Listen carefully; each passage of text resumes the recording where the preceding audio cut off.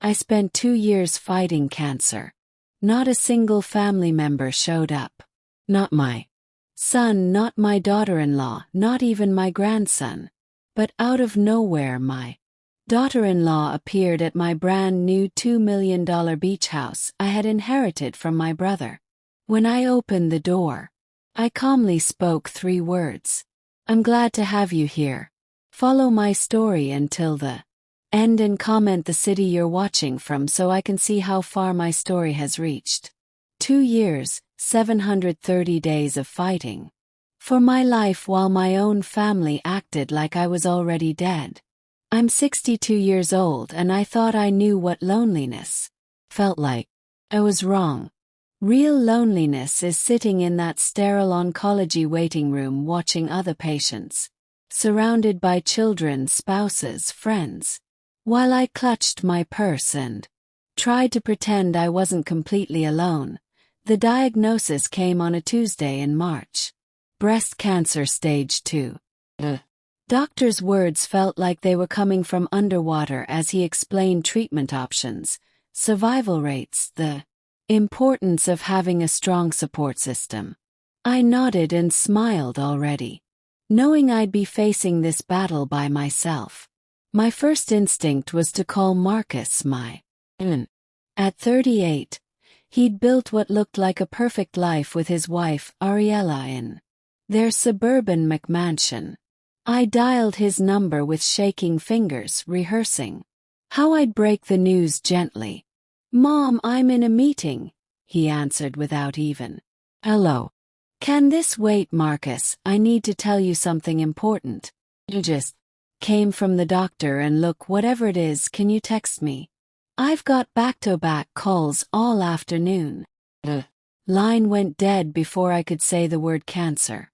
I sat in my car in the hospital parking lot and cried for the first time since my husband died 8 years ago. Not because of the cancer. I was ready to fight that. Cried because my own son couldn't spare 2 minutes to hear that his mother might die. The first chemotherapy session was on a Thursday. I'd prepared myself for the nausea, the fatigue, the hair loss. What I hadn't prepared for was the crushing weight of walking into that treatment center alone while every other patient had someone holding their hand. The nurse, a kind woman named Patricia, noticed immediately. "Is someone coming to pick you up, honey? You really shouldn't drive yourself home after." "Mo." I lied and said my ride was running late. Patricia gave me a look that said she'd heard that excuse before, but she was too professional to push. 3 hours later I drove myself home. In a chemical haze, gripping the steering wheel with white knuckles. That night I called Marcus again. This time, Ariella answered. "Oh, Doreen," she said in that syrupy voice she used when she wanted something. "Marcus is at the gym. Is everything okay?" Took a deep breath. "Ariella, I started chemotherapy today. I have breast cancer." Silence. "Oh my God, that's wow. When did you find out?" 2 weeks ago. I've been trying to tell Marcus, but well, you know how busy he is with the promotion and everything. This is just such shocking news. We'll definitely need to process this. Process this like my cancer was a business proposal that needed review. I was hoping maybe you and Marcus could visit this weekend. Could use the company and I'd love to see little Marcus. Another pause. The weekend is actually terrible for us. We have Marcus work thing and little Marcus has soccer and I promised my mother, but we'll definitely figure something out soon. Soon never came. Week after week I sat in that chemo chair, watching other families navigate this journey together. There was Mrs. Chen, whose daughter flew in from California every treatment cycle. There was Robert, whose wife never missed a session and brought him homemade soup every time. And there was me making small talk with the nurses and pretending I had somewhere to be after my treatments. The hair loss started in week 4. I woke up to chunks of brown and gray on my pillow, and by noon I looked like I was molting. I called Marcus from the bathroom, staring at my reflection in the mirror. "Mom, I told you I'm in meetings all morning," he snapped when he answered. "My hair is falling out, Marcus. All of it. I'm scared. Long. Hey. Look, that's normal with chemo, right? It'll grow back. Listen, can I call you tonight? We've got this presentation to the board and never mind," I whispered and hung up. I drove to the wig shop alone. The saleswoman was patient and kind as I tried on synthetic hair that felt nothing like my. I settled on something close to my natural color, paid $230 I couldn't really afford, and wore it home, feeling like a stranger in my own skin. Worst part wasn't the treatments or the side effects. It was the silence. My phone never rang unless it was a doctor's office or a telemarketer. The mailbox stayed empty except for medical bills. No one brought casseroles or offered to drive me to appointments. No one asked how I was feeling or if I needed anything from the store. Started talking to myself just to hear a voice in the house. By month 6 sighed. Given up expecting anything from Marcus and Ariella. They'd sent one card. Generic thinking of you thing with no personal message, and that was it. Well, visits, no calls. No acknowledgement that their wife and mother was fighting for her life 30 minutes away. When the letter arrived from my brother Richard's attorney, I almost threw it away without opening it. Richard and I hadn't spoken in over a year, not since some stupid argument about our mother's estate. But something made me tear open. The envelope and the words on the page stopped my heart. Richard had died suddenly of a heart attack, and he'd left me everything. Everything turned out to be more than I'd ever imagined. The beach house in Malibu that I'd visited once as a child, worth over $2 million, investment accounts I didn't know existed, a life insurance policy that made me financially secure for the first time since my husband's death. Irony wasn't lost on me. The brother who'd been estranged from me for years had provided more support in death than my own son had shown during my entire cancer battle. I finished my treatments in February, 18 months after they'd started. The oncologist used words like remission and excellent response, but I barely heard him. I was thinking about the keys to a beach house where I could start over, away from the disappointment of the family that had forgotten I existed. The moving truck came on a Saturday. I packed up 27 years of memories from the house where I'd raised Marcus, where I'd nursed my husband through his final illness, where I'd spent 2 years fighting cancer alone. As I loaded the last box, I realized I hadn't heard from my son in over 3 months. The beach house was everything I'd remembered and more. Florida to ceiling windows overlooking the Pacific, a kitchen that actually got sunlight, bedrooms that didn't echo with loneliness. For the first time in years, I felt like I could breathe. I'd been there exactly 6 weeks when the doorbell rang on a Tuesday morning. I wasn't expecting anyone. I'd been careful not to share my new address with Marcus or Ariella. Through the frosted glass, I could see a woman's silhouette. Familiar but unexpected. My heart raced as I reached for the door handle. After 2 years of silence, what could possibly bring my daughter-in-law to my doorstep now? I opened the door to find Ariella standing on my new front porch, looking like she'd stepped out of a magazine. Her blonde hair was perfectly styled, her makeup flawless despite the California heat, and she wore a flowing white dress that probably cost more than my monthly cancer medication bills used to be. What struck me most was her smile. That practiced, brilliant smile she used at Marcus' work parties and family photos. The one that never quite reached her eyes. "Doreen," she exclaimed, throwing her arms wide like we were long lost friends. "Oh my God, you look amazing. I can't believe you didn't tell us about this gorgeous place." I stood in the doorway, not moving to embrace her, studying her face. In 20 years of marriage to my son, Ariella had visited my old house exactly 7 times, and 4 of those were for Christmas dinners. I had to beg them to attend. "How did you find me?" I asked quietly. Her laugh tinkled like wind chimes. "Oh, you know Marcus. He's so good at tracking things down.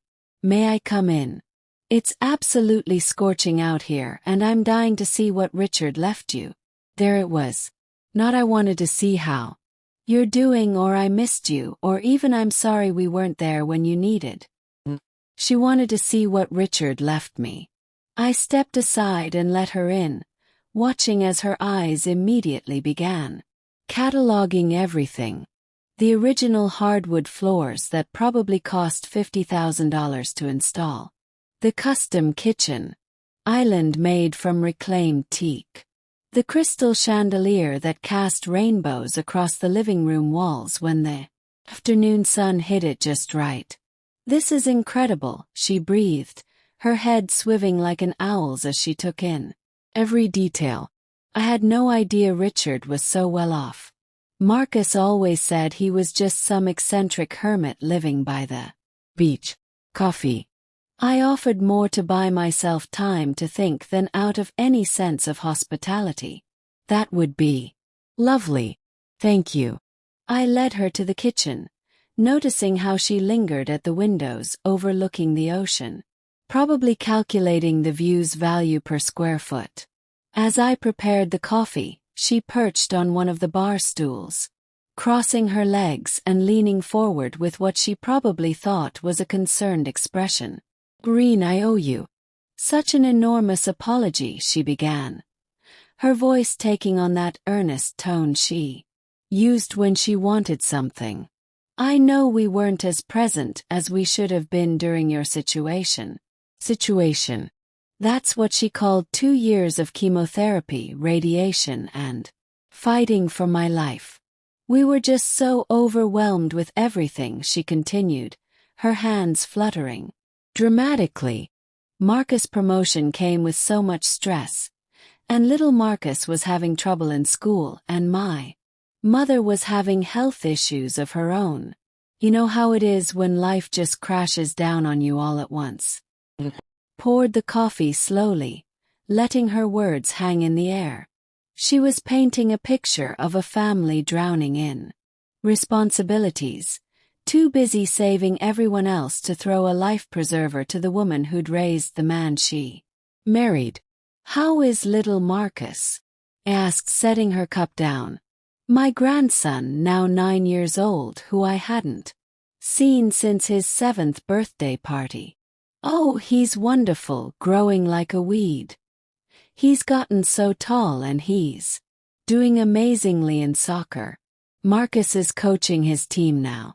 She paused, taking a delicate sip of coffee. "Yes. About his grandma, Doreen, sometimes." The lie was so smooth, so perfectly delivered that if I hadn't known better, I might have believed it. But I did know better.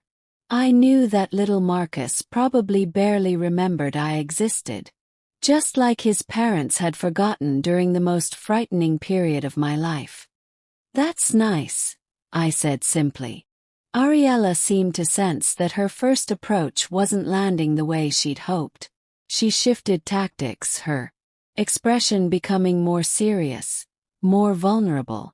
"Green, I want you to know that not a day went by during your treatment that we weren't thinking about you. We didn't know how to help.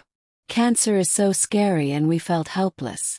We thought maybe it was better to give you space rather than burden you with our own anxiety about the situation." I almost laughed. They'd given me space. All right. Enough space to feel like I was floating alone in a vast cold universe. And then when we heard about Richard, she continued, shaking her head. Sadly, we were devastated that we couldn't be there for you during your grief. But by then you'd already moved. And we didn't want to intrude on your healing process. How thoughtful, I murmured. She leaned forward, reaching across the counter to pat my hand. Her fingers were cool and soft, manicured to perfection.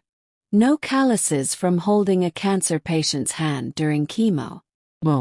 Where from scrubbing floors when someone was too weak to clean their own house. But we're here now, she said with that brilliant smile. And we want to make up for lost time. This place is absolutely stunning, Doreen. You must be so happy here. I watched her eyes drift again to the living room, taking in the original artwork on the walls, the expensive furniture that Richard had collected.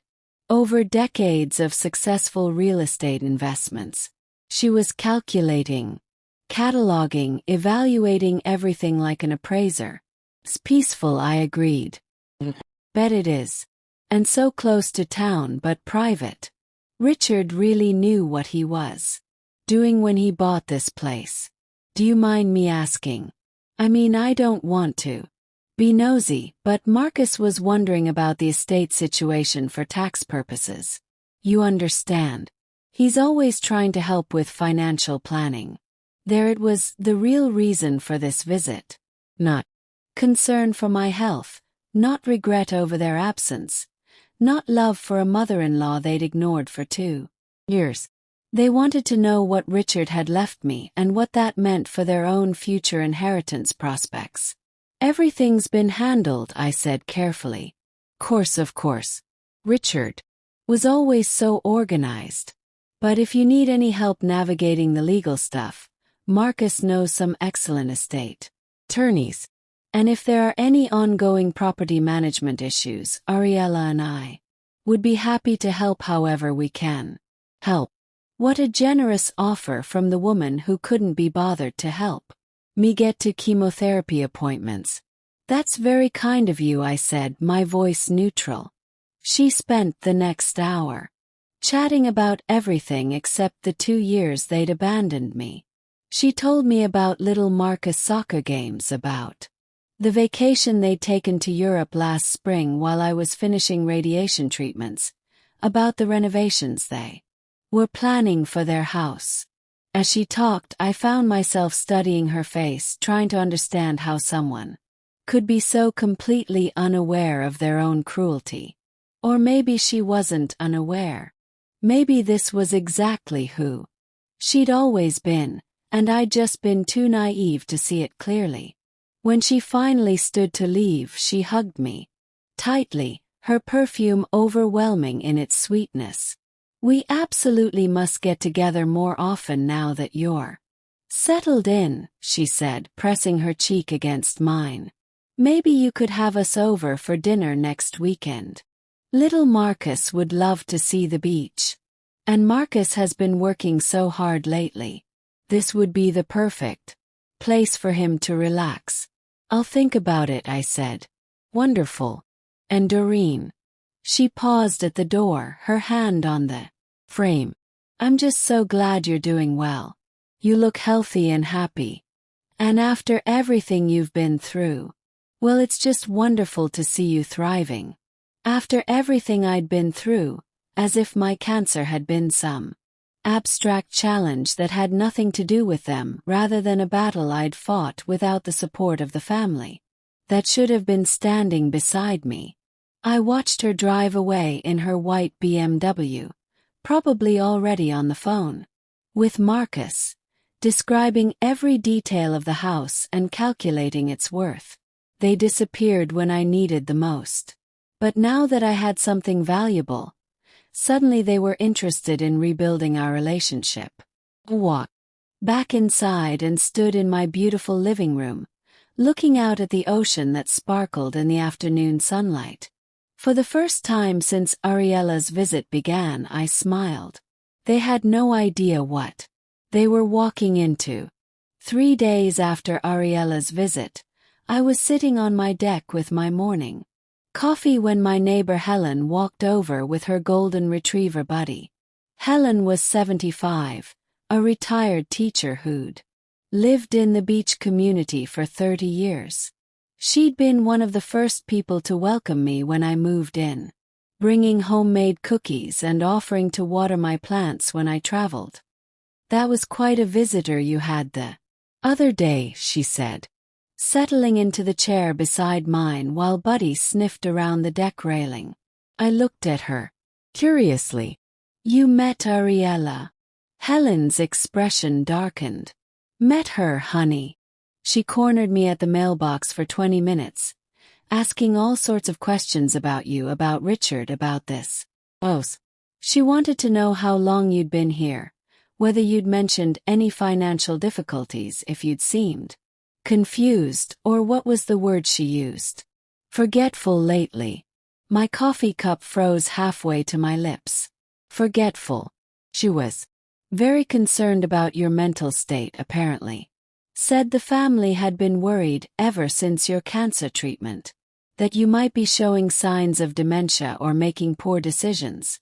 She asked if I'd noticed anything concerning about your behavior. The words hit me like a physical blow. I set my cup down with trembling hands, my mind racing. "What did you tell her?" Helen snorted. "I told her that you're one of the sharpest people I've ever met, and that if she was so concerned about your welfare, maybe she should have been around during those months when you were actually sick."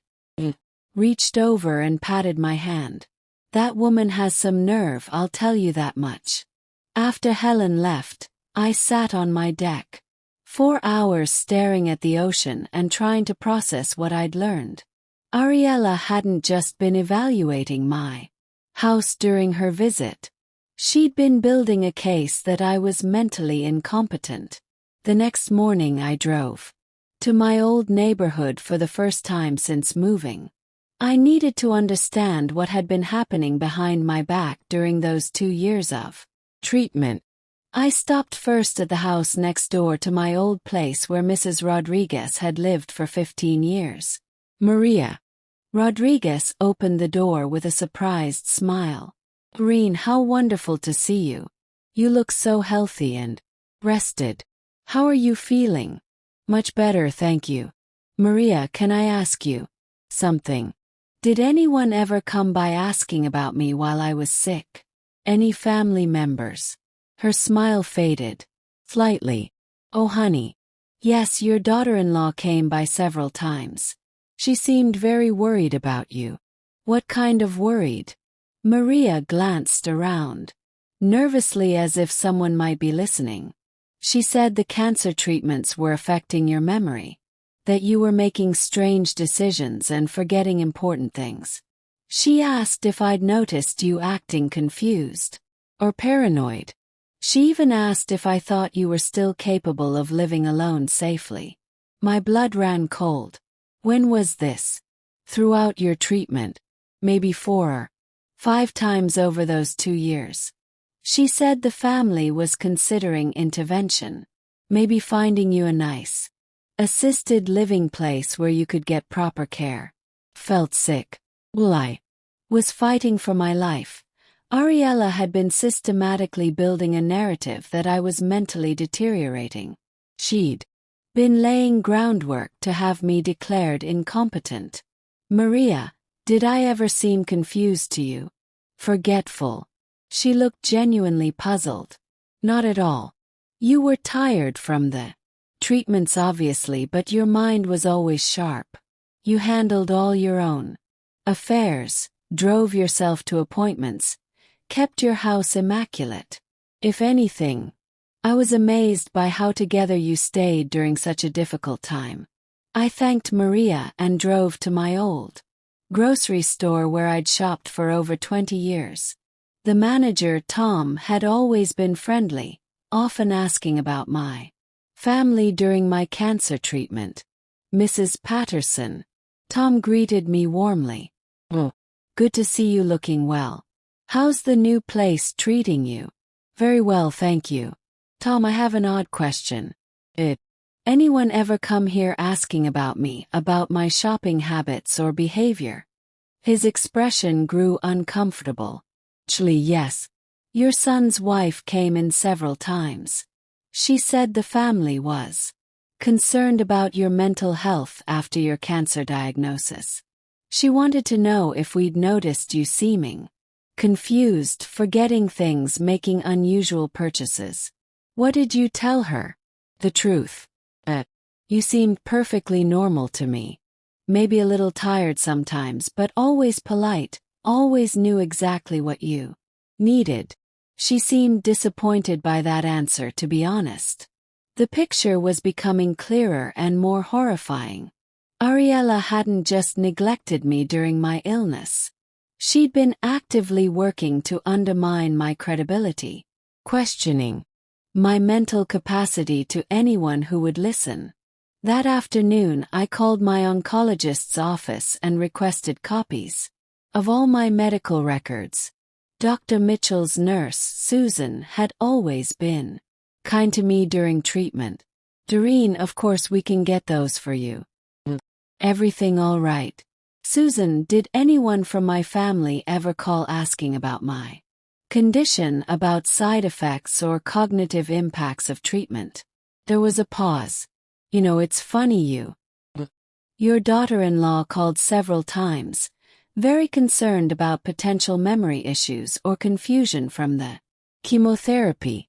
She wanted to know if we'd observed any cognitive decline that might affect your ability to make decisions. And what did you tell her? That you'd shown no signs of cognitive impairment whatsoever. In fact, Dr. Mitchell always commented on how well-informed and engaged you were about your treatment. You asked excellent questions, followed instructions perfectly, and managed your care schedule better than patients half your age. I hung up the phone, feeling nauseous. The scope of Ariella's campaign was becoming clear.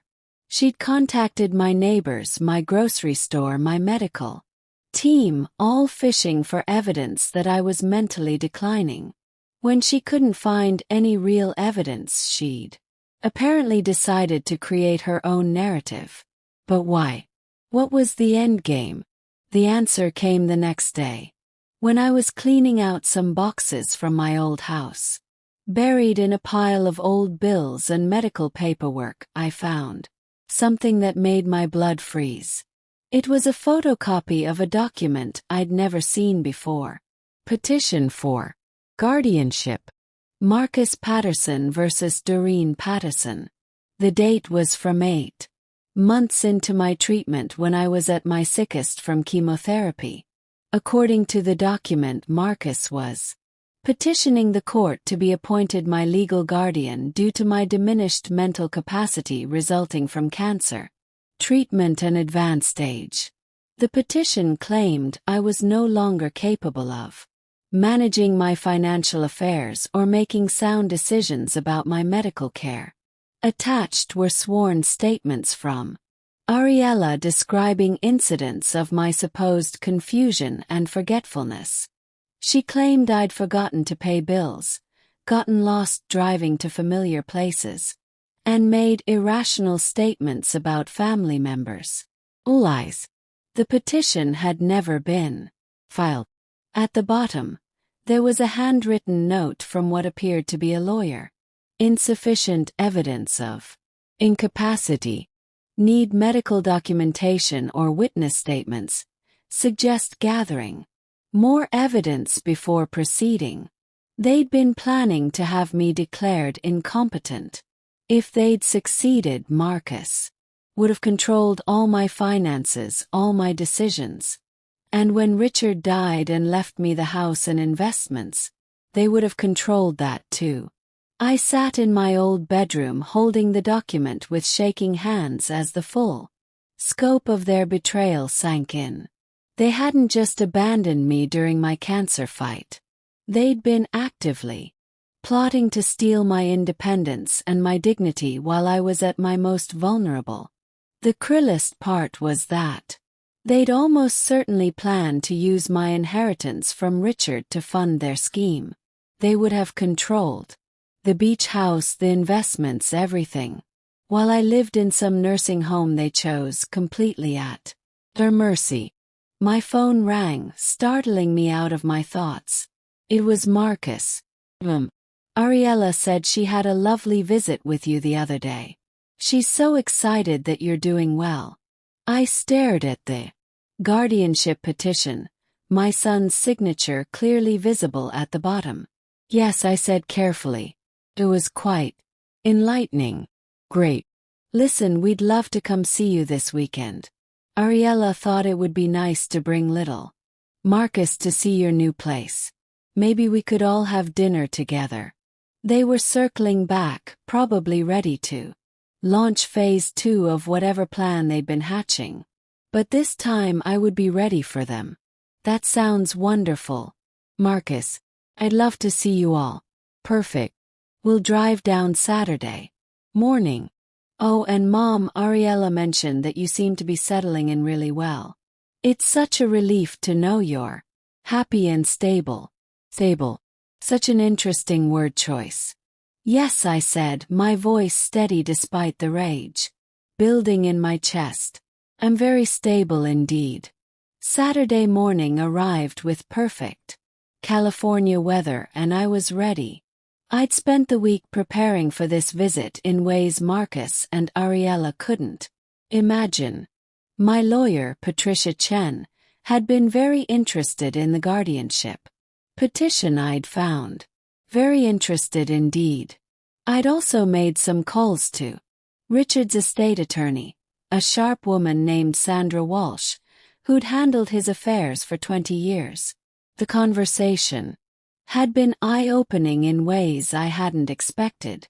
Your brother was quite specific about his wishes, Sandra had told me.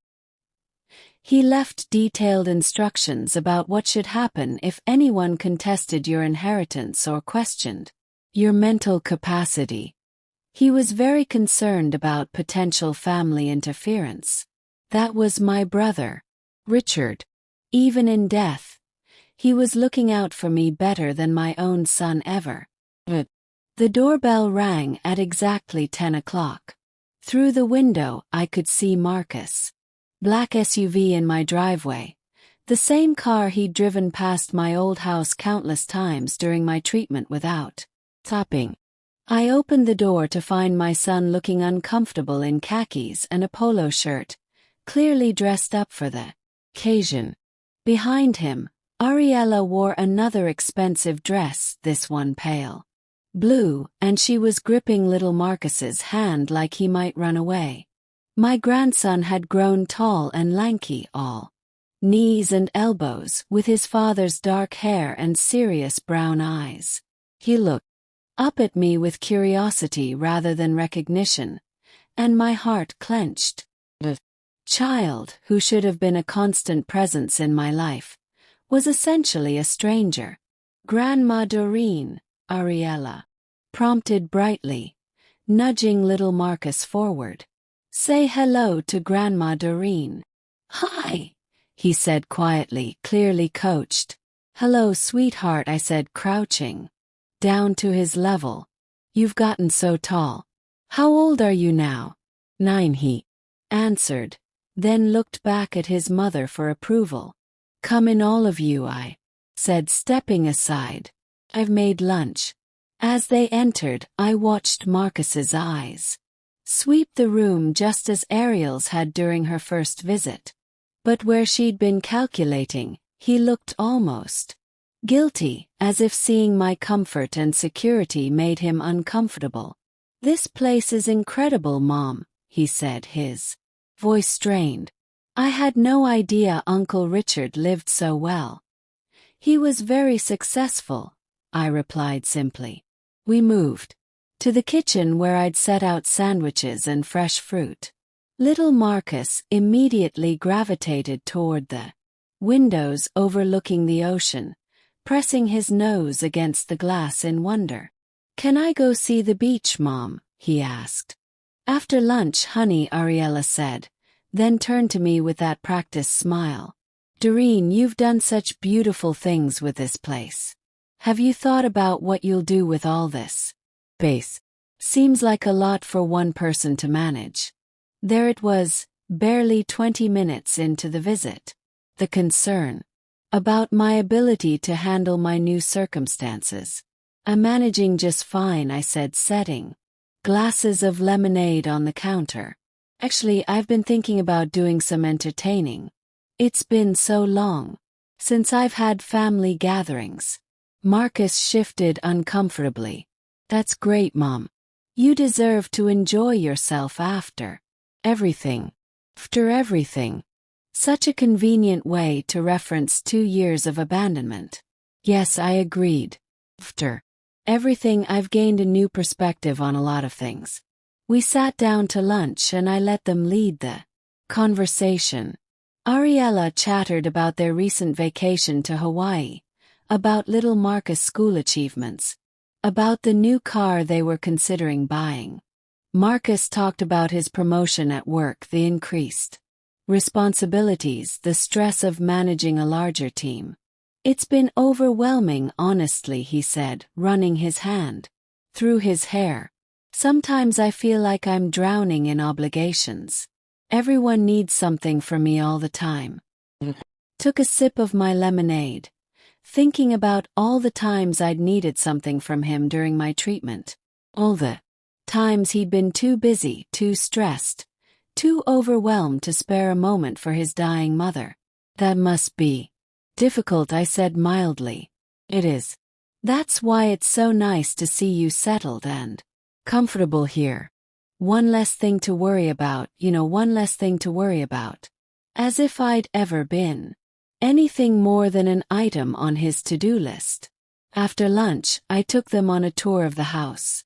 Little Marcus was appropriately amazed by the ocean view from the master bedroom, and he loved the game room Richard had set up in the basement. For a few minutes, watching my grandson discover the ping-pong table and vintage arcade games, I almost forgot why his parents had really come. Then we went out to the deck, and Ariella started her real work. Irene, this is such a wonderful setup, but I can't help worrying about you being here all alone. What if something happened? What if you fell or had a medical emergency? There's no one around to check on you. I have neighbors, I pointed out. Helen next door has been very kind. Oh, that's sweet. But neighbors aren't family, and at our age. He paused delicately. Well, we all need to start thinking about these things more seriously. Age. Ariella was 35 years old. Marcus leaned forward, his expression serious. Mom, we've actually been talking about this, about your future care needs and planning ahead. Have you? We want to make sure you're protected. Ariella continued smoothly, both financially and medically. There are so many decisions to consider, and sometimes it helps to have family involved in the planning process. I watched little Marcus playing at the edge of the deck, building something with driftwood he'd collected, blissfully unaware of the conversation happening behind him. What kind of decisions? Yes. Marcus and Ariella exchanged a glance. Well, estate planning for one thing, Marcus said, making sure your affairs are in order, and maybe considering what level of care you might need down the road. I'm in perfect health, I said. Course you are. Now, Ariella agreed quickly. Cancer survivors sometimes face ongoing challenges. Cognitive issues from chemotherapy, increased risk of other health problems. We just want to make sure you have support systems in place. There was again the suggestion that my mind might not be what it used to be. That's very thoughtful of you both, said, especially considering how attentive you were during my actual treatment. The words hung in the air like smoke. Marcus flushed red and Ariella's smile flickered for just a moment. Mom, we've talked about this, Marcus said quietly. We know we weren't as present as we should have been. We feel terrible about that, do you? Course we do. That's why we want to make sure we're involved. Well, we don't want to make the same mistakes again. I stood up and walked to the deck railing, looking out at the ocean. Behind me, I could hear them whispering urgently to each other, probably trying to figure out why this conversation wasn't going the way they'd planned. You know, I said, turning back to face them. Found something interesting while I was packing up the old house. Marcus went very still. What's that? I pulled the folded guardianship petition from my pocket and set it on the patio table. Both of them stared at it like it was a snake. Would either of you like to explain this to me? The silence stretched on for what felt like hours. Little Marcus, sensing tension, looked up from his driftwood project with worried eyes. Finally, Marcus cleared his throat. Mom, that was just a precaution.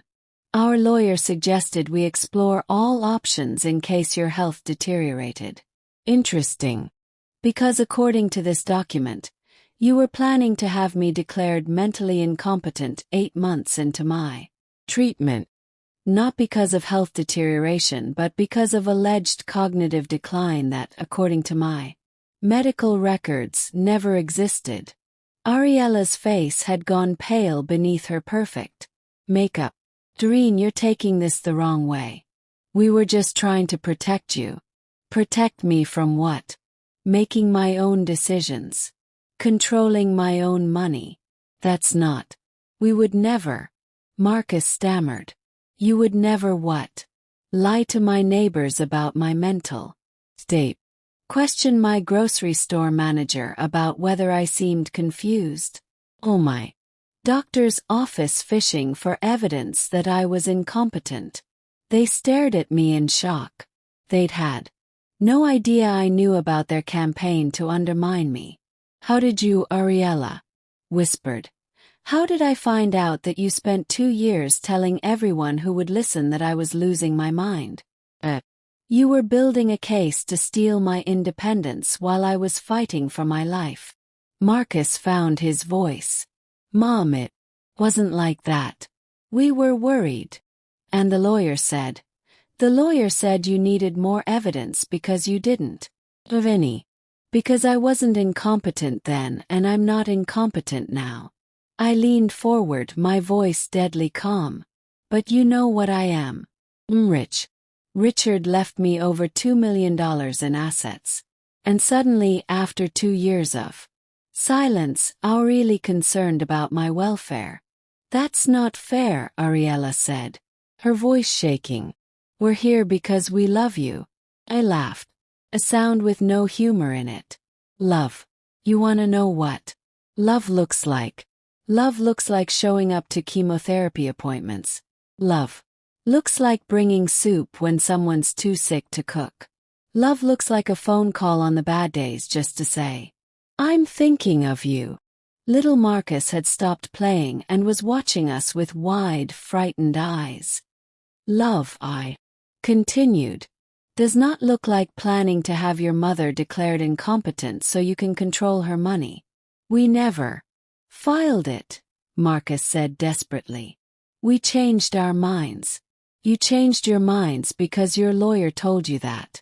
You didn't have a case, but you kept the paperwork, didn't you? Just in case. They had no answer for that. Picked up the petition and folded it carefully. Well, I have some news for you both. This house, Richard's investments, all of it comes with very specific legal protections. If anyone ever questions my mental capacity or tries to interfere with my inheritance, there are consequences. What kind of consequences?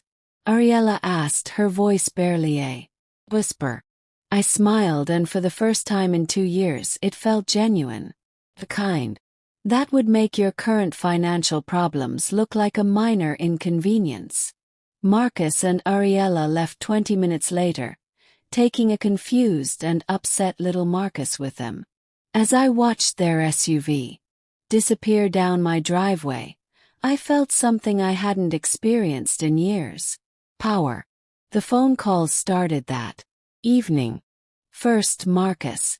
His voice tight with barely controlled panic. Mom, we need to talk. Can we come back tomorrow? I think we said everything that needed to be said today. Please, we can explain everything. You're misunderstanding the situation. I almost laughed. After showing them concrete evidence of their scheme to have me declared incompetent, he thought the problem was my misunderstanding. Marcus, I understand perfectly. You and Ariella spent 2 years planning to steal my independence while I fought cancer alone. There's nothing complicated about that. It wasn't stealing. We were trying to help. Help by lying to my neighbors. By telling my doctor's office that I was showing signs of dementia.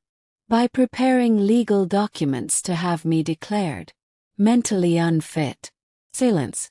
Then in a smaller voice. How did you find out about all that? It doesn't matter how. What matters is that I know exactly who you and your wife really are. The second call came from Ariella an hour later. This time the mask had completely slipped. Gone was the syrupy sweetness. The concerned daughter-in-law act. Her voice was sharp, desperate. Doreen, you can't seriously be considering cutting us off over some old paperwork that was never even used, can't I? Or family. We made mistakes. Yes, but families forgive each other and little Marcus adores you. You wouldn't really punish an innocent child for his parents' errors in judgment, would you? There was the guilt card played with precision. Use my love for my grandson to manipulate me into accepting their betrayal. Ariella, in the 2 years I was sick, how many times did you bring little Marcus to see me? We've been through this. We were busy and we thought 0. The answer is 0. You used my grandson as a weapon today, dragging him into an adult conversation to make me feel guilty. But you've never once considered what was best for him, including having a relationship with his grandmother. That's not true. When was his last soccer game? Question. Caught her off guard. What? You mentioned he was doing amazingly in soccer. That Marcus coaches his team. When was his last game? I was last weekend. You think you don't know when your own son's soccer games are, but you expect me to believe you've been protecting him from his unstable grandmother. Another silence. Then what do you want from us? I want you to leave me alone. We can't do that. We won't do. Your family, whether you like it or not. No, I said quietly. Family shows up when you need them. Family doesn't plot against you when you're vulnerable. Family doesn't lie to your neighbors and your doctors to build a case for stealing your independence. I hung up before she could respond. The third call came at 11 o'clock that night. This time it was Marcus again, and I could hear Ariella coaching him in the background. Mom, we're coming down tomorrow. We need to settle this face to face. Well, what do you mean no? I mean you're not welcome here anymore. You can't just cut off your family.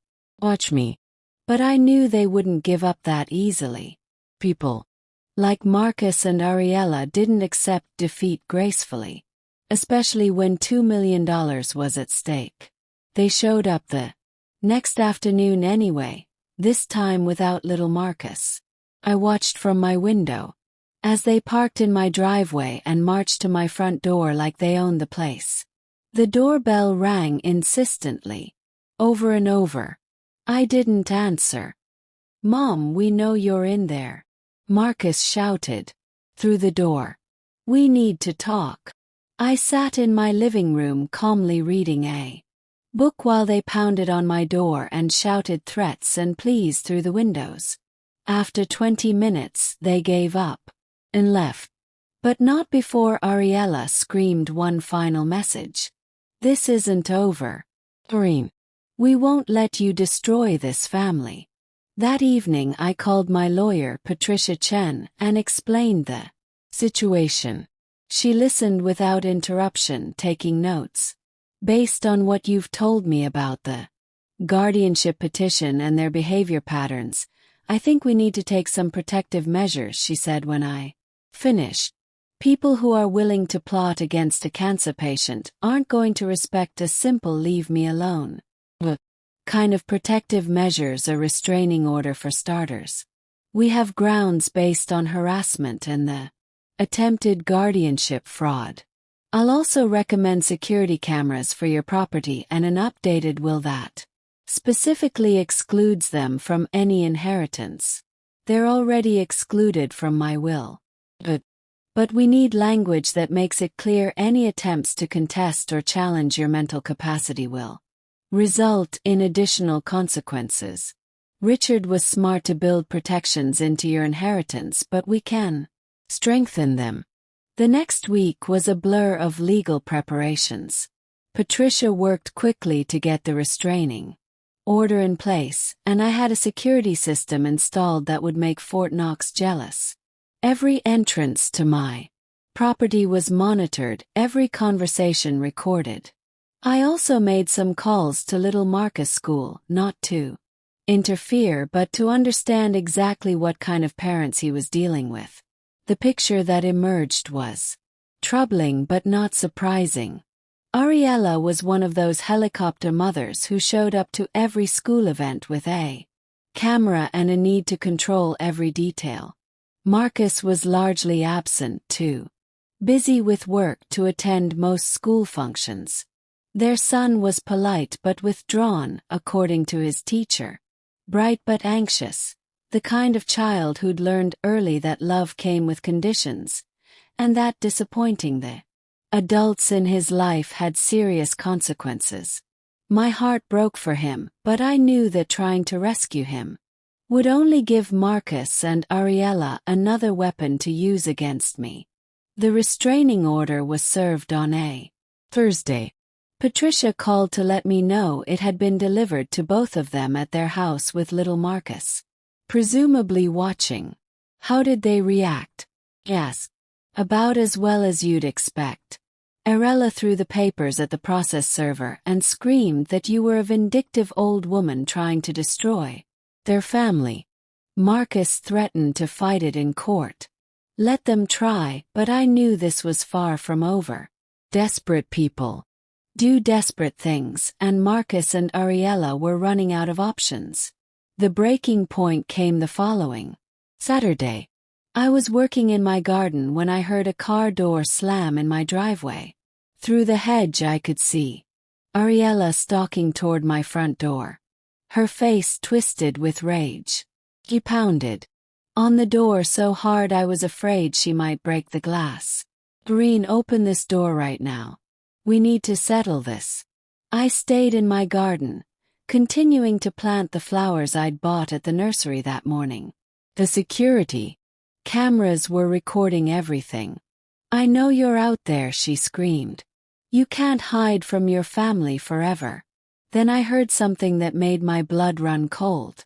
The sound of breaking glass. Called 911 immediately. 911.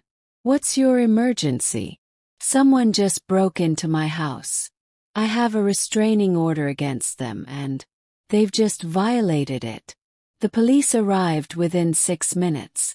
By then, Ariella had apparently realized the magnitude of her mistake. I found her sitting in my living room, surrounded by shards of glass from the window she'd broken, crying hysterically. She's my family, she sobbed to the officers. She's trying to destroy us. All we wanted was to help her. The police were professional but firm, breaking and entering violation of a restraining order, destruction of property. Ariella was arrested and taken away in handcuffs, still screaming about family loyalty and my mental instability. Marcus arrived an hour later just as the police were finishing their report. I watched from my window as he spoke urgently with the officers, gesturing wildly, probably trying to explain that his wife was just upset and didn't mean any harm. The lead officer came to my door before they left. "Ma'am, we've documented everything and will be filing a full report. Your security footage will be valuable evidence if this goes to trial. Is there anything else you need from us today?" "Just peace and quiet," I said. "Understood. And ma'am, you might want to consider changing your locks just in case." After the police left, I stood in my living room looking at the broken window and feeling something I hadn't expected. Sadness. Not for Marcus and Ariella, but for the family I'd thought I had. For the son who'd once been a sweet little boy who brought me dandelions and told me I was the best mom in the world. For the daughter-in-law who'd once seemed genuinely happy to join our family. That evening I got one final phone call from Marcus. "Mom, please. Ariella is in jail. They're saying she might face felony charges. Our lawyer says if you drop the charges, she could get probation and community service instead of prison time." "And why would I do that?" "'Cause we're family. 'Cause everyone makes mistakes. Because this has gone far enough." I looked out my window at the ocean, watching the waves crash against the rocks below my house. Constant, relentless, wearing away everything that tried to resist them. "Marcus, do you remember when I was diagnosed with cancer?" "Course. Do you remember what you said to me when I called to tell you?" "Silence. You told me you were in a meeting and asked if I could text you instead. Your mother was diagnosed with cancer and you couldn't spare 2 minutes to talk to her." "Mama. Ooh. Do you remember the day I started chemotherapy? The day I sat in that chair for 3 hours getting poison pumped into my veins, fighting for my life?" "Yes." "Where were you that day?" "More." Silence. "You were at your son's soccer game. The same son you claim I'm now trying to hurt by holding your wife accountable for breaking into my house. That's not fair, isn't it? You had 2 years to show me that family mattered to you. 2 years to prove that I was worth a phone call, a visit, a moment of your Instead, you spent those 2 years planning to have me declared incompetent, so you could control my money. We never meant you meant exactly what you did. And now you want me to save your wife from the consequences of her own actions because we're family. Same family that abandoned me when I needed them most." I could hear him crying on the other end of the line. "What can we do?" he whispered. "How can we fix this?" For a moment I almost felt sorry for him. Almost. Some things can't be fixed, Marcus. Some betrayals are too deep, some wounds too raw. You made your choice when you decided I wasn't worth your time. Now I'm making mine. Please don't do this. Already have. I hung up the phone and turned it off. Outside, the sun was setting over the Pacific, painting the sky in shades of gold and pink. It was beautiful, peaceful, perfect, and it was mine. 6 months later, I was sitting on my deck, watching the sunrise when Helen walked over with her morning coffee and a small wrapped package. "Happy birthday, Doreen," she said, settling into the chair beside mine. 63 looks good on you. I'd forgotten it was my birthday. For 62 years, birthdays had been about phone calls from family, awkward dinners where everyone pretended to be closer than they were, obligatory gifts that showed how little thought anyone had put into knowing me. This year I'd simply forgotten to mark the date. "Thank you," I said, accepting the package. Inside was a small ceramic bird, hand-painted in blues and greens that perfectly matched the ocean view from my deck. "I made it in my pottery class," Helen explained. "The instructor said I should give it to someone who brings me joy. You were the first person I thought of." I felt tears prick my eyes. When was the last time someone had given me a gift simply because they wanted to, not out of obligation or expectation? "Helen, this is beautiful, but you hardly know me." She laughed. a warm sound that mixed with a crash of waves below us. Honey, I've lived next door to you for 8 months. I've watched you create this beautiful garden from nothing. I've seen you reading on your deck every morning at sunrise, looking peaceful and content. I've watched you help Mrs. Kim with her groceries and offer to watch the Petersons' dog when they went out of town. She paused, sipping her coffee, sipping her hug. I know you better than some people know their own families. The irony wasn't lost on me. My neighbor of 8 months knew me better than my son and daughter-in-law after decades. Have you heard from them? Helen asked gently. She knew the basics of what had happened, though I'd spared her the more painful details. Well, the restraining order runs for another year, and Ariella's court case is still pending. Marcus hired an expensive lawyer, but breaking and entering is hard to explain away, especially with video evidence. Do you miss them? It was a question I'd been asking myself for months. Did I miss the son who'd once been the center of my world? Did I grieve for the family unit that had never really existed? I miss who I thought they were, I said.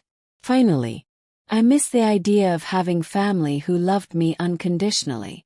But the reality, no, I don't miss being treated like an obligation or a burden. That afternoon, I drove to my old neighborhood for the first time since the confrontation. I wasn't sure why I felt compelled to go, but something was pulling me back to that life I'd left behind.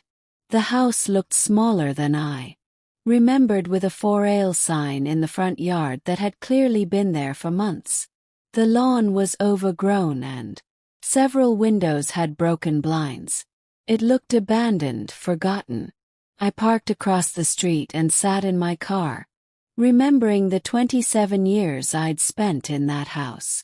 The Christmas mornings when Marcus was little, ripping through presents with the excitement only children can muster. The quiet evenings after my husband died, when the silence felt overwhelming. The long nights during chemotherapy when I'd sit alone in the living room, too sick to sleep, but too tired to do anything else. Mrs. Rodriguez came out to get her mail and spotted me.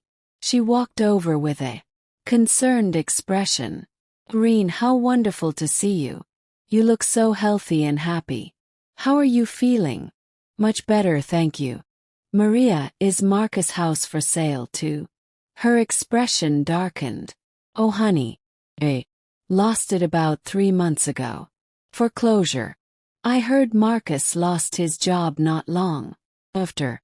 Well, after all that trouble with the police. Apparently his company didn't appreciate the negative publicity." I felt a stab of something that might have been guilt, quickly followed by the reminder that Marcus had brought this on himself. "Where are they living now?" "I'm not sure. Heard they moved in with Ariella's mother, but you know how rumors are. That poor little boy, though. I see him sometimes when Marcus picks him up for visits. He always looks so sad. Little Marcus. In all of this mess, he was the only truly innocent victim. A 9-year-old boy whose world had been turned upside down by his parents' greed and manipulation. Visits? Yes. Oh, didn't you know? Marcus and Ariella separated about 2 months ago. She's living with her mother. And he has little Marcus on weekends. The divorce is apparently quite contentious. I drove home feeling hollow. Their marriage, their financial security, their comfortable suburban life, all of it had crumbled in the aftermath of their scheme against me. Part of me felt vindicated, but mostly I just felt tired. That evening, I found myself looking through old photo albums I'd brought from the house. Pictures of Marcus as a baby, a toddler, a little boy with gap-toothed grins and scraped knees, pictures of family vacations, birthday parties, school plays. All the moments that had made me believe we were a real family. But looking at them now, I noticed things I'd missed before. Almost every family photo, I was slightly apart from the others, or Marcus was looking away from the camera. Or there was some subtle distance that I'd attributed to normal awkwardness, but now recognized as something deeper. The signs had been there all along. I'd just been too desperate for connection to see them clearly. My phone rang, startling me out of my memories. I almost didn't answer when I saw it was an unknown number, but something made me pick up. Grandma Doreen. My heart stopped. It was little Marcus, his voice, small and uncertain. "Sweetheart, how did you get this number?" "I found it in Dad's phone." "Are you really not allowed to see us anymore?" I closed my eyes, trying to figure out how to explain adult failures to a child who shouldn't have to understand them. "It's complicated, honey. Your parents and I had some disagreements about grown-up things. Dad says you're trying to punish us because you're angry. But Mom says you never really loved us anyway, and you're just showing your true colors now." The casual cruelty of that statement took my breath away. Even in the middle of their own crisis, they were poisoning their child against me. "Little Marcus, listen to me very carefully. I love you very much. I always have and I always will. The problems between your parents and me have nothing to do with you, and they have nothing to do with my love for you. Then why can't I see you? Because sometimes adults make choices that hurt other people, and then there are consequences for those choices. Your parents made some choices that hurt me very badly, and now we can't be around each other. Will it ever get better?" I thought about that question for a long time. Would it ever get better? Could Marcus and Ariella ever acknowledge what they'd done and genuinely apologize? Could I ever trust them enough to let them back into my life? I don't know. Sweetheart. I hope so, but I honestly don't know. I miss you, Grandma Doreen. I miss seeing your house and playing in your yard. I miss the way you used to make pancakes in funny shapes. I was crying now, tears streaming down my face as I remembered all the moments we'd shared before his parents decided I was worth more to them as a victim than as a family member. I miss you too, baby, so very much. Dad's coming back. I have to go, but Grandma, yes, I don't believe what Mom said. I know you love me. The line went dead, and I sat in my living room sobbing for the little boy caught in the middle of his parents' destruction. A year passed, settled into a routine that brought me peace in ways I'd never experienced before. Morning coffee on the deck, tending my garden, reading by the ocean, long walks on the beach with Helen and Buddy. Joined a book club, took a pottery class, volunteered at the local animal shelter. For the first time in my adult life, my days were my own. No one needed anything from me. No one was disappointed in me. No one was plotting against me. The silence that had once felt oppressive now felt like freedom. I learned that Marcus had taken a job in Oregon, a significant step down from his previous position, but apparently the only offer he could get after the legal troubles. Ariella had moved back to her hometown in Arizona with little Marcus, and the custody battles were ongoing. They'd destroyed not just their relationship with me but their relationships with each other. The greed that had driven them to plot against me had ultimately consumed everything they'd claimed to be protecting. On the second anniversary of my cancer diagnosis, I did something I'd been planning for months. I drove to the children's hospital where I'd received some of my treatment and wrote them a check for $50,000 to fund a support program for cancer patients without family support. "This is incredibly generous," the development director said as I handed over the check. "May I ask, what inspired this particular donation?" "I spent 2 years fighting cancer alone," said simply. "No one should have to do that." As I drove home that afternoon, I felt something I'd been searching for my entire adult life. Completeness. Not because I had a family who loved me, but because I'd finally learned to love myself enough to walk away from people who didn't. That evening, I sat on my deck watching another perfect sunset paint the sky in brilliant colors. The ocean stretched out endlessly before me, constant and reliable in a way that people never were. My phone buzzed with a text from Helen. Wine on the deck. Tomorrow evening. The Petersons want to join us and I'm making my famous cheese board. I smiled and texted back. Bring dessert. This was my family now. Not the one I'd been born into or married into, but the one I'd chosen. People who showed up when they said they would, who remembered my birthday, who offered help without expecting anything in return. People who saw me not as an obligation or a resource to be managed, but as someone worth knowing, worth caring about, worth loving. At 63, I'd finally learned the most important lesson of my life. The price of absence is ultimately paid by those who choose not to be present. Marcus and Ariella had traded their place in my life for a shot at my money, and they'd lost both. But I'd gained something infinitely more valuable than anything they could have taken from me. I'd gained myself. Now I'm curious about you who listened to my story. What would you do if you were in my place? The story continues in the next chapter in the next linked video. But first, I need you to subscribe to join the family as we are looking forward to hit our first 10,000 subscribers target, and feel free to share your story in the comments. You matter, your voice does too.